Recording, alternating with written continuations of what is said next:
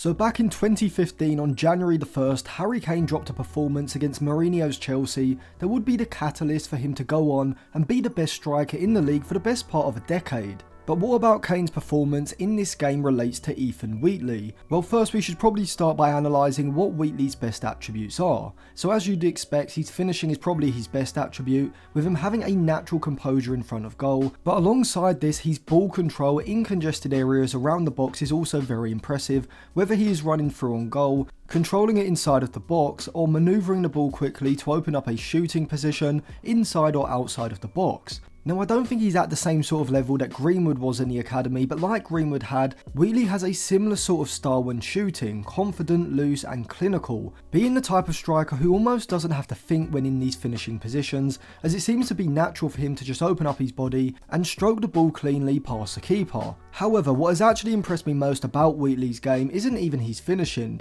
and this is where I can relate him to a young Harry Kane. But before I come on to this, if you want to reminisce about the days when Manchester United had an abundance of elite level strikers in the squad, then go over to Jersey FIFA. You can check out all their Manchester United retro jerseys through the 90s and 2000s. Use code Atlantis for a discount. A link will be in my Instagram bio, which I will leave linked in the description. So I watched Ethan Wheatley in the recent Under-18s Premier League Cup final against Manchester City, and what stood out to me first of all was of course his first goal, where he legitimately looked like an elite level striker. The way he first is able to curve his run, making it between the City fullback and centre back, before then cushioning the long pass down immaculately, before absolutely rifling the bouncing ball past the keeper at the near post. He then added another goal, this time showcasing his subtlety under pressure, as he was able to round the keeper after running onto a through ball, putting the ball then into an empty net. However, the reason I brought up Kane's performance against Chelsea in 2015 was because of Wheatley's link-up play outside of the box, specifically in the middle third. He was able to drop off from the forward line and receive a couple of ping passes from the goalkeeper and centre backs,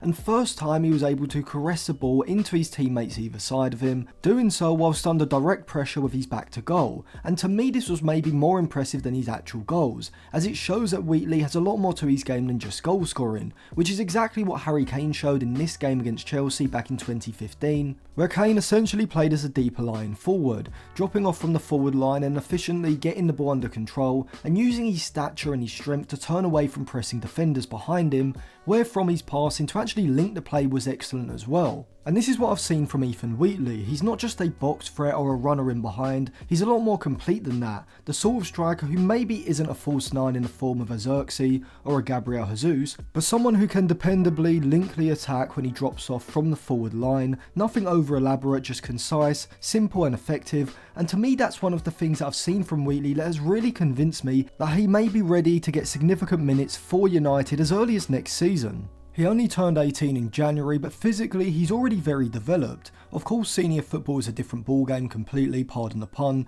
and he'll have to get used to the increased physicality, but I think he can make the transition pretty quickly. And I'm usually pretty conservative with my timescale of when academy graduates can make the step into the United first team. If you watch my video on Amir Ibrahimov and Shea Lacey, which I'll leave linked in the description below, you'll see that I said I thought it was far too early for either to be realistically talked about as being United first team players as early as next season, which is one reason why I am a big advocate of using the multi-club network to develop players, something I have talked about on my Patreon. If you do want a 7-day free trial to check out that Patreon podcast, I will leave it linked in the description as well. However, Wheatley is not only 1 year older than Lacey and 2 years older than Ibrahimov, but he's also a lot more physically developed, something that is essential for centre forwards. Next season, Wheatley would be my third choice striker behind Højlund and Cyril Guirassy. From here, I think he can get game time in the under-21s, whilst also coming off the bench for United as well during certain games. In terms of his potential, I think United have a striker